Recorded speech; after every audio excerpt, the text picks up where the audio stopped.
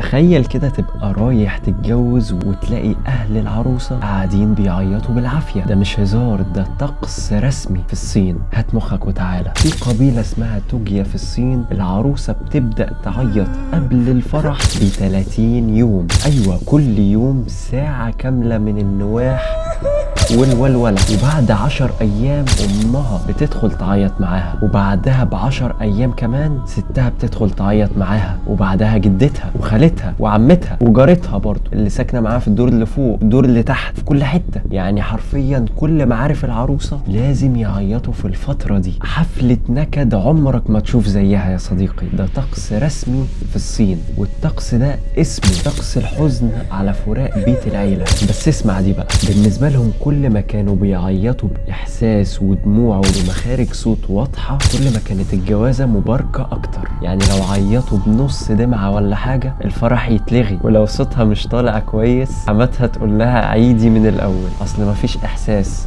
ما حسيتهاش الدمعة دي. بس بصراحة أنا كنت بقول إن النكد اختراع مصري، بس الصين طلعوا عاملين منه مدرسة، وعندهم كورسات تمثيل عياط متقدمة. تابعني عشان يوصل لك كل جديد. كان معاك الفاتح، ده طرف الخيط، والبكرة كلها هناك.